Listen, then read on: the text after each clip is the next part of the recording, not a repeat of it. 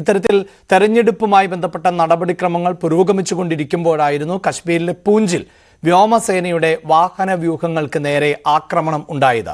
ഈ ഭീകരർക്കായി ഇപ്പോഴും തെരച്ചിൽ തുടർന്നുകൊണ്ടിരിക്കുകയാണ്.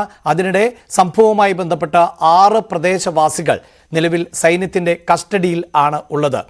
ഈ 6 പ്രദേശവാസികളെ സൈന്യം പിടികൂടിയിട്ടുള്ളത് ഇവർക്ക് പ്രാദേശികമായി സഹായം ലഭിച്ചിരുന്നു തീവ്രവാദ ആക്രമണത്തിന് എന്ന സൂചനയെ തുടർന്നാണ്. ഇവരെ വിശദമായി ചോദ്യം ചെയ്തു വരികയാണ്. ഈ ചോദ്യം ചെയ്യലിൽ എന്തെങ്കിലും തരത്തിലുള്ള കൃത്യമായ തെളിവുകൾ ലഭിച്ചാൽ മാത്രമായിരിക്കും അറസ്റ്റ് രേഖപ്പെടുത്തുക. രാഷ്ട്രീയ റൈഫിൾസും ജമ്മു കാശ്മീർ പോലീസും സംയുക്തമായാണ് ഇപ്പോൾ തെരച്ചിൽ നടത്തുന്നത്.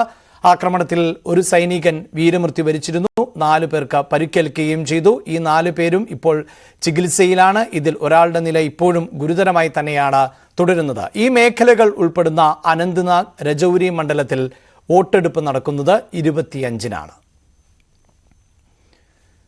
ഈ വോട്ടെടുപ്പിന്റെ എല്ലാം ഫലം അറിയാൻ നമുക്ക് ജൂൺ 4 വരെ കാത്തിരിക്കണമെങ്കിൽ ICSE 10ാം ക്ലാസ് അതോടൊപ്പം തന്നെ 12ാം ക്ലാസ് പരീക്ഷാ ഫലങ്ങൾ ഇന്ന് അറിയാൻ സാധിക്കും. ഇന്ന് രാവിലെ 12 മണിക്ക് പരീക്ഷാ ഫലം പ്രഖ്യാപിക്കും.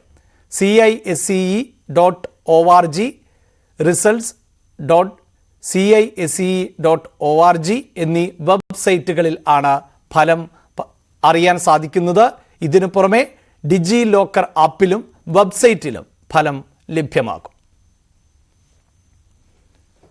വാർത്താരംഭം ഇനി ലോക വാർത്തകളിലേക്ക് കടക്കുമ്പോൾ ബ്രസീലിൽ കനത്ത മഴ, അതേ തുടർന്നുണ്ടായ പ്രളയം, അത് നിരവധി ജീവനുകൾ ആണ് അപഹരിച്ചത്. ഇതിനോടകം തന്നെ മരണപ്പെട്ടവരുടെ എണ്ണം 100 കഴിഞ്ഞിരിക്കുകയാണ്. അതോടൊപ്പം 100-ലധികം പേരെ കാണാതായിട്ടുമുണ്ട്. 1 ലക്ഷത്തിലധികം ആളുകളെയാണ് ഇപ്പോൾ മാറ്റിപ്പാർപ്പിച്ചിട്ടുള്ളത്.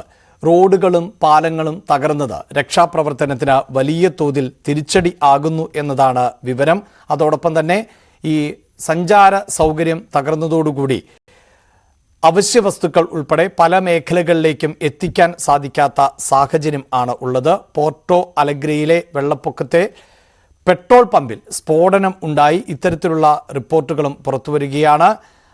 നദിയുടെ വെള്ളത്തിൻ്റെ ഉയരം 5 മീറ്ററിൽ അധികം പൊടുന്നനെ ഉയർന്നത് ഉൾപ്പെടെ ആണ് ബ്രസീലിലെ ജനങ്ങളെ വലിയ തോതിൽ പ്രതിസന്ധിയിലാക്കിയിട്ടുള്ളത്. 1 ലക്ഷത്തിലധികം ആളുകളെ മാറ്റിപ്പാർപ്പിച്ചു എന്ന് പറയുമ്പോൾ ലക്ഷക്കണക്കിന് ആളുകളെ ഇപ്പോഴത്തെ പ്രളയം പ്രതികൂലമായി ബാധിച്ചിരിക്കുകയാണ്.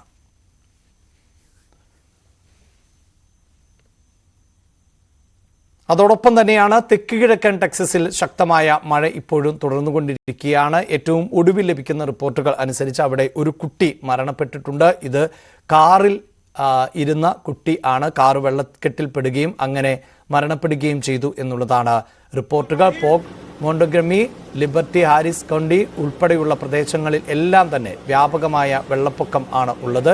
കനത്ത മഴ തുടരുന്നതിനാൽ ഈ വെള്ളം പുറത്തേക്ക് ഒഴുകുന്നതിന് കാലതാമസം ഉണ്ടാകും എന്നാണ് ഇപ്പോൾ റിപ്പോർട്ടുകൾ പുറത്തു വരുന്നത്. എന്തായാലും പ്രദേശത്ത് നിന്ന് 100 കണക്കിന് ആളുകളെയാണ് ഇപ്പോൾ മാറ്റിപ്പാർപ്പിച്ചിട്ടുള്ളത്. ശക്തമായ കൊടുങ്കാറ്റുണ്ടായിട്ടുണ്ട്.